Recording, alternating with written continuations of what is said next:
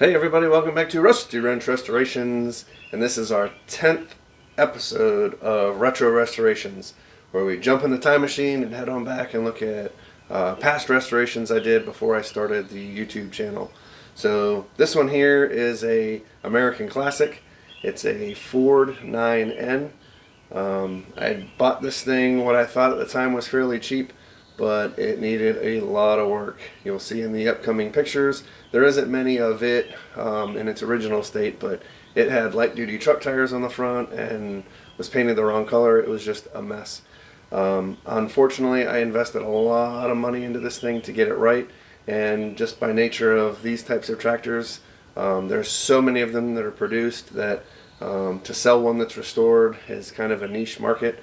Why would somebody spend premium money on a average tractor where they can buy a running driving one for like $1,000 to $1,200? So anyway, lost a bit of money on this one, but it was a learning experience that I will not repeat again, and at least I know this piece of machinery is living a good life in someone else's collection. Ooh man, look at this thing. So yeah, this was my Ford 9N. I don't remember the exact year of it, but the only reason I bought this tractor was because my grandfather had one that, well, his was a Jubilee, and that would be an 8N. Actually, it was a Golden Jubilee, but anyway, that's another story.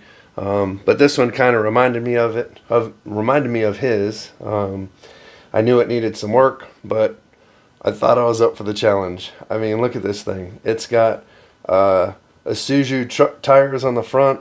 It's got a Bass Pro Shops tracker boat seat for it. It's got a grill guard from, I don't even know what that would be from. It's got some chain hanging from. I mean, it is just a train wreck.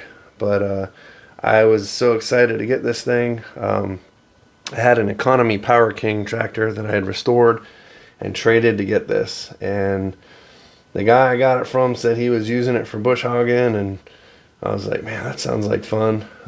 Yeah, so I traded him. One of the worst trades I've ever done. Nothing against him, just I really undersold myself on that one. In fact, I ended up having to disconnect the battery from it. I parked it, pulled it in my garage here, and the thing started smoking, and it was just ridiculous. So this is really the only picture you're going to see of it before I did the restoration. And unfortunately, I don't have any pictures of it while I was doing the restoration, but I do want to put a plug in here for my good friend Jason. He has his own YouTube channel, and I will put the link here. I'll put it in text so you can write it down while I'm yapping, but I referred to him for everything on this tractor. I literally ended up stripping this tractor down. The transmission got completely gutted out, the rear end, the axles, engine. And if it wasn't for Jason's YouTube channel, I would never have been able to get through this Ford tractor, because there's just so many little quirky things that he went over just precisely. So if you have a Ford tractor, 2N, 9N, 8N, whatever, refer to his channel and check it out. He's got so much good information on there. But anyway, enough of looking at this eyesore. Let's fast forward to where I had it almost done and painted. Look at that. I mean, you wouldn't even think that's the same tractor. I spent so much money to get this thing right that it's not even funny. The tie rod ends, the bushings, I had to get those correct pizza style front wheels and tires for it. Fortunately, the rear tires were in good enough shape I was able to save those. But yeah, just going through this whole thing and replacing everything. All the relief valves for all the Ferguson system, which is basically their 3-point for the back. It was just a grueling thing, and I think I don't have any pictures because I was just too busy spending money fixing this thing. So anyway, this is it pretty much, where it's pretty much done. This is when I took it out for its inaugural test drive. There's a copper pipe there that's tied to the battery up to the radiator that's holding that temporary fuel tank on there. The hood for this unit has the tank in it, which, believe it or not, yep, I had to buy a new tank for it too. So anyway, everything on this thing got replaced.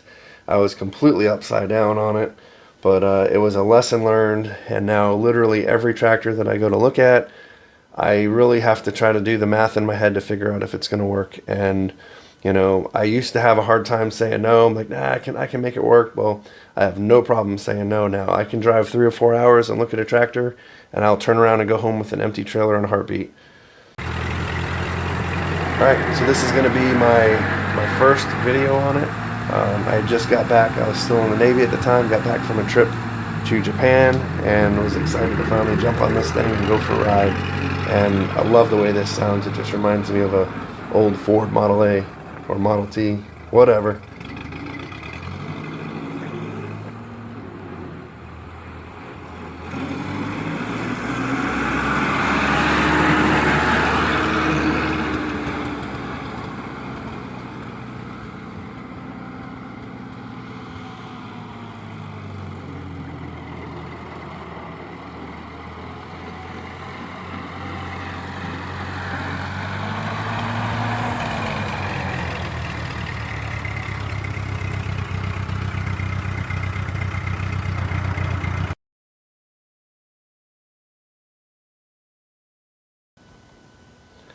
So here it is back in the garage.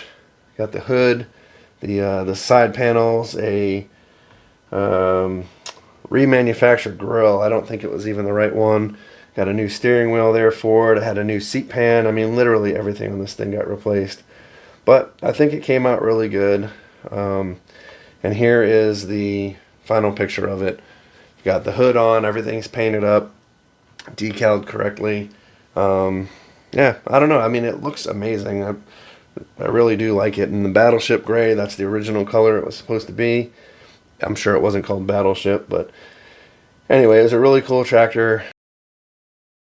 But it looks pretty good. Here's a back view of it.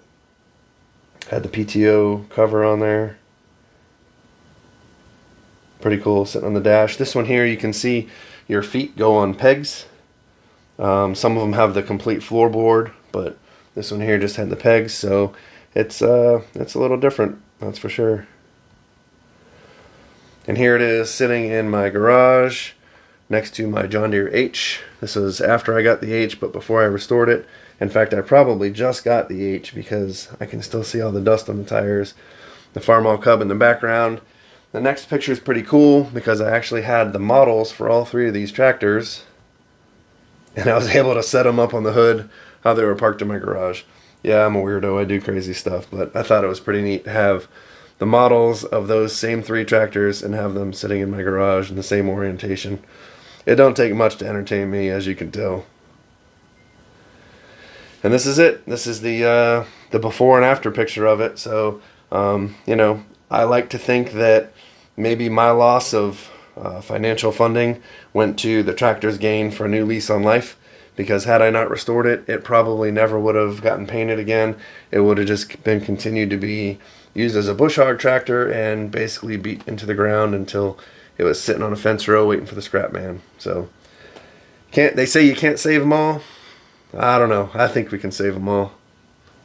Alrighty, well that's it for this one. Hopefully you enjoyed the retro restoration of the Ford 9N tractor. I love the way that engine sounds. It just reminds me, you could close your eyes and just think of a Ford Model A car and it would be like the same thing. It's pretty cool. So anyway, if you haven't checked them out yet, I'll put the playlist up here. Just check out the rest of our retro restorations, all makes and models, and something for everyone. So hopefully you enjoyed it. See you in the next one.